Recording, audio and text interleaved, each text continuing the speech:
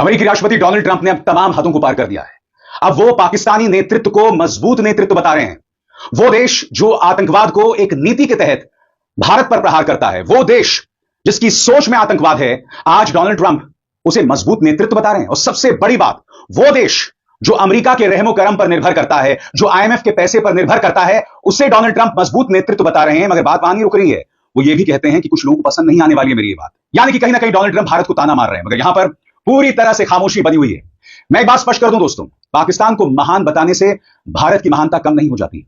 मगर जब हमारा नेतृत्व खामोश रहता है, जब अमेरिका बार बार हमें पाकिस्तान के बराबर रखता है और दोनों देशों में समानता ला देता है, तो ये कहीं ना कहीं हमारी विदेश नीति की असफलता है। मैं आपको याद दिलाना चाहूंगा कि ऑपरेशन सिंदूर के दौरान आईएमएफ ने पाकिस्तान को 1.3 अरब डॉलर्स दिए थे, वो भी अमेरिकी मदद से। यह हमारी विदेश नीति की नाकामी थी। अभी हाल ही में संयुक्त राष्ट्र में तालिबान सैंक्शंस कमेटी बनी है, उसका अध्यक्ष किसको बनाया गया है? पाकिस्तान को। वो पाकिस्तान जो अफगानिस्तान में आतंकवाद को मदद देता रहा, यह हमारी विदेश नीति की नाकामी है। अभी हाल ही में आतंकवाद विरोधी समिति संयुक्त राष्ट्र की बनी और उसमें पाकिस्तान को उपाध्यक्ष बनाया गया, वाइस चेयरमैनशिप दी गई। यह किसकी नाकामी है बताइए? यह भारत की विदेश नीति की तो नाकामी है। इस तरह से मीम्स बनाना जिसमें विदेश मंत्री की आंखों से लेजर निकल रहा है, यह सब बहुत आसान है। अंधभक्त इससे खुश हो सकते हैं, मगर जहां तक विदेश नीति की बात है, साफ तौर पर कुछ कमी दिखाई दे रही है। और कनाडा में क्या हुआ है मैं आपको बताना चाहता हूं दोस्तों। कनाडा ने वहां पर G7 समिट हो रही है, वहां पर अब जाके आखिरी लम्हों में प्रधानमंत्री नरेंद्र मोदी को बुलाया गया है और प्रधानमंत्री नरेंद्र मोदी वहां जा भी रहे हैं। मैं आपसे एक सवाल पूछना चाहता हूं, यूक्रेन ऑस्ट्रेलिया दोनों को मार्च के महीने में बुलावा आ गया था, भारत को अब जाके बुलावा आया है। और बावजूद इसके कि कनाडा में भारतीय मूल के लोगों की कहीं ज्यादा आबादी है ऑस्ट्रेलिया और यूक्रेन के मुकाबले, बावजूद इसके भारत को सबसे आखिरी लम्हों में बुलावा आता है और प्रधानमंत्री जा भी रहे हैं। क्या भारत इसको बर्दाश्त करेगा?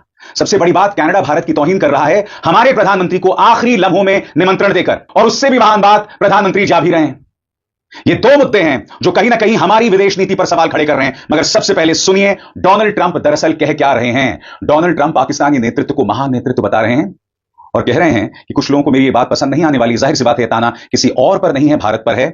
और एक बार फिर, शायद 13वीं बार उन्होंने ये कहा है कि मैंने दोनों देशों के बीच जंग रुकवाई। मगर ये जो 13वां बयान है, यह निहायत ही शर्मनाक है भारत के लिहाज से भी। सुनिए डोनाल्ड ट्रंप क्या कह रहे हैं। And Pakistan likewise, they have very strong leadership. Some people won't like when I say that, but you know, it is what it is. And they stopped that war. Now, am I going to get credit? I'm not going to get credit for anything. They don't give me credit for anything, but nobody else could have done it. I stopped it. I was very proud of that. अब बताइए साहब, क्या भारत को कोई टिप्पणी करनी चाहिए या नहीं करनी चाहिए?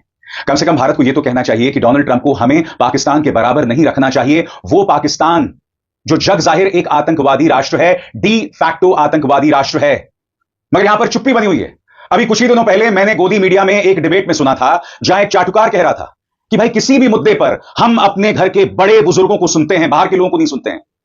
कितना वाहियात तर्क है। सबसे बड़ी बात, प्रधानमंत्री मोदी आपके पिताजी होंगे, संबित पात्रा के पिताजी होंगे, मगर वो देश के प्रधानमंत्री हैं, एक सम्मानित पद पर हैं। उन्हें घर का बड़ा बुजुर्ग, पापा मम्मी, दादा दादी, चाचा चाची न बताएं। मोदी जी काका नहीं हैं, मोदी जी देश के प्रधानमंत्री हैं, जिनसे सवाल किया जाएगा उनकी नाकामियों पर। और यहां पर उनकी विदेश नीति पूरी तरह से बिखर चुकी है। बताइए, डोनाल्ड ट्रंप बार बार यह कह रहे हैं, 12 बार वो ये कह चुके हैं कि मैंने जंग रुकवाई पाकिस्तान और भारत को व्यापार का झुनझुना दिखाकर। उन्होंने यह भी कहा कि पाकिस्तानी नेतृत्व महान है, अब उसे मजबूत नेतृत्व बता रहे हैं। और भारत को सांत्वना देने के लिए यह कह रहे हैं कि मोदी जी भी मेरे दोस्त हैं। क्या प्रधानमंत्री नरेंद्र मोदी से इस बयान से खुश हैं? क्या आपको डोनाल्ड ट्रंप ने अपना दोस्त बता दिया? क्योंकि मैं नहीं भूला हूं कि आपने एक बार बराक ओबामा के बारे में कहा था कि मैं उनके साथ तू तड़ाक करता हूं। एक तो अंग्रेजी में तू तड़ाक कैसे होता है?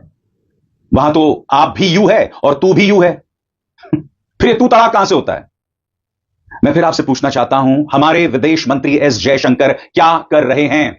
आखिर क्यों हमारी विदेश नीति पूरी तरह से अमेरिकी राष्ट्रपति डोनाल्ड ट्रंप के सामने नतमस्तक है? जब उनका इनॉग्रेशन हुआ था, उनका शपथ ग्रहण हुआ था, तब भारत को निमंत्रण नहीं मिला था, प्रधानमंत्री नरेंद्र मोदी को निमंत्रण नहीं आया था, चीन के राष्ट्रपति शी जिनपिंग को निमंत्रण आया था, हालांकि वो नहीं गए, उनका एक नुमाइंदा गया था।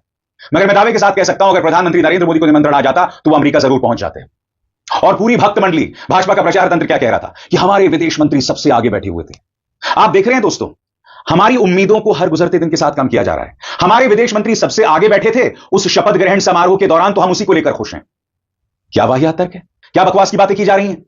डोनाल्ड ट्रंप की इतनी हिमाकत कि वो पाकिस्तान के नेतृत्व को मजबूत बताएं और फिर भारत को ताना दें कि कुछ लोगों को यह बात पसंद नहीं आने वाली है। मैं फिर आपसे पूछना चाहता हूं, मैं इस बात को समझ सकता हूं कि डोनाल्ड ट्रंप को चीजों की जानकारी नहीं है। वो कश्मीर समस्या को 1000 साल पुरानी समस्या बताते हैं, भारत और पाकिस्तान के बीच में तनाव को कई दशकों पुराना बताते हैं, कई सदियों पुराना बताते हैं। वो एक बीमारी है आम अमेरिकियों के साथ और अमेरिकी राष्ट्रपति के साथ भी। मगर अगर आप अपनी रीढ़ सीधी नहीं रखेंगे तो आपकी कोई इज्जत नहीं करने वाला है। अरे पाकिस्तान की क्या औकात है, उनकी क्या इज्जत है, मुझे बताइए ना। ये वो देश है जहां पर उसामा बिन लादेन अबोटाबाद में मिलता है। ये वो देश है जहां 9/11 की सारी प्लानिंग पाकिस्तान के अंदर होती है। आप सब जानते हैं उनके तमाम आतंकवादी यहीं पाकिस्तान में मिले थे। 9/11 का जो प्लानर था, मुख्य प्लानर था, और फिर उसामा बिन लादेन भी यहीं मिला। पाकिस्तान के अंदर भारत के खिलाफ बाकायदा ट्रेनिंग कैंप्स है, तो इस देश की कोई इज्जत नहीं है। मगर डोनाल्ड ट्रंप उसे मजबूत नेतृत्व बता रहे हैं। क्या डोनाल्ड ट्रंप भूल गए हैं कि 9/11 का जो प्लानर था वो पाकिस्तान में पकड़ा गया था, जो अब आपके गुआंटानामो बे में है? क्या आप भूल गए कि उसामा बिन लादेन को अबोटाबाद में आप ही की सेना ने मौत के घाट उतारा था, वो भी पाकिस्तानी सेना छावनी के बीचों बीच? ये सवालात हैं और इन्हें नजरअंदाज नहीं किया जा सकता। तो बार बार भारत की तौहीन की जा रही है, मगर यहां खामोशी बनी हुई है। मैं फिर आपसे पूछना चाहता हूं क्यों? और आगे बढ़ने से पहले एक जरूरी संदेश। मेरे कार्यक्रमों के लिए आप नोटिफिकेशन का इंतजार मत कीजिए, मेरे चैनल में जाइए और खुद जाकर कार्यक्रम देखिए और रहिए अपडेटेड। और हां, ज्वाइन कीजिए मेरा चैनल, देखिए ये जरूरी संदेश। स्वतंत्र और आजाद पत्रकारिता का समर्थन कीजिए, सच में मेरा साथी बनिए। बहुत आसान है दोस्तों, इस ज्वाइन बटन को दबाइए और आपके सामने आएंगे ये 3 विकल्प, इनमें से एक चुनिए और सच के इस सफर में मेरा साथी बनिए। और अब कनाडा का निमंत्रण। सबसे बड़ी बात, जैसे मैंने बताया कि यूक्रेन ऑस्ट्रेलिया को पहले ही निमंत्रण आ गया था। आप जानते हैं कि भारत और कनाडा में एक अरसे से तनाव है। कनाडा भारत विरोधी तत्वों को वहां जगह देता है।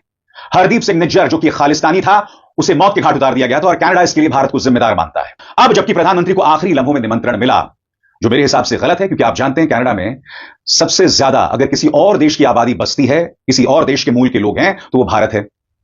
मगर अब भारत को निमंत्रण मिला और प्रधानमंत्री ने इसे स्वीकार भी कर लिया। उनका यह बयान देखिए, वो शुक्रिया अदा कर रहे हैं, कह रहे हैं कि हां, मैं समिट में आने वाला हूं कारनी साहब, मैं बहुत उत्सुक हूं आने के लिए। उनके इस ट्वीट में यही भाव महसूस हो रहा है। और वहां कनाडा में वहां के पत्रकार कह रहे हैं कि हरदीप सिंह निज्जर के लिए मोदी जिम्मेदार है, और वहां के प्रधानमंत्री मार्क कार्नी उसे खारिज नहीं कर रहे हैं। जांच होगी इस तरह की बातें कर रहे हैं।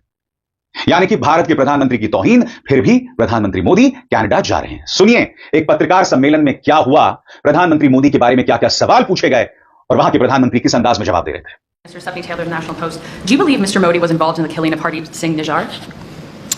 Well, first off, there is a legal process that is literally underway and quite advanced in Canada, and it's never appropriate to make comments in any respect with respect to those legal processes. But with respect, if you cannot say no, why invite him here? I gave, Okay, so with respect, I gave you an answer that is appropriate to someone in my position about an ongoing legal process including which federal authorities are directly involved. But there is a possibility? I will give you the same answer to any legal process, and anyone who holds this office, past and future, will give the same answer to any ongoing legal process, because otherwise the individual in this office will interfere. What is your message then to Canadians who are a bit disturbed or wondering why Mr. Modi is being invited to Canada when there is this legal process that has not cleared him and his government of involvement in the death of a Canadian on Canadian soil? My message is that we're a country of the rule of law. The rule of law is proceeding as it should in Canada, and I am not going to disrupt that process. इस press conference की जो अहम बातें सामने उभर कर आई हैं दोस्तों, उसके एक एक शब्द पर आपको गौर करने की जरूरत है, क्योंकि इससे आपको पता चलने वाला है कि कनाडा जाकर भारत एक बहुत बड़ी भूल कर रहा है। आपकी स्क्रीन पर कनाडा के प्रधानमंत्री मार्क कार्नी से एक प्रेस कॉन्फ्रेंस में सवाल किया गया कि बीते ही साल आरसीपी यानी रॉयल कैनेडियन माउंटेड पुलिस ने यह कहा था कि मोदी सरकार कनाडा में हिंसा फैलाने के पीछे है, जिसमें हत्या भी शामिल है। फिर आपने मोदी को G7 में क्यों बुलाया? कार्नी ने इसे खारिज नहीं किया। वो क्या कहते हैं, कनाडा G7 के अध्यक्ष की भूमिका में है। हमारे G7 के सहयोगियों के साथ हुई चर्चा में यह सहमति बनी कि एनर्जी, आर्टिफिशियल इंटेलिजेंस, अहम खनिज जैसे महत्वपूर्ण मुद्दों पर चर्चा करने के लिए सबसे महत्वपूर्ण देशों को आमंत्रित करना जरूरी है। उन्होंने कहा कि भारत दुनिया की 5वीं सबसे बड़ी अर्थव्यवस्था है, सबसे बड़ी आबादी वाला देश है और ग्लोबल सप्लाई चेन का केंद्र है। मार्क कार्नी ने भारत और कनाडा के बीच द्विपक्षीय संबंधों के बारे में भी कुछ बातें कही। उन्होंने बताया, द्विपक्षीय स्तर पर हमारे बीच सहमति बनी है कि हम कानून के पालन पर बातचीत करेंगे और इस दिशा में बात थोड़ी आगे बढ़ी है। जवाबदेही के मुद्दे पर भी सहमति बनी है। मैंने प्रधानमंत्री मोदी को न्योता दिया है और उन्होंने इसे स्वीकार कर लिया है। अब मैं आपसे एक सवाल पूछना चाहता हूं, प्रधानमंत्री कनाडा जाएंगे, वहां वो सम्मेलन में शिरकत करेंगे, बाहर क्या हो रहा होगा?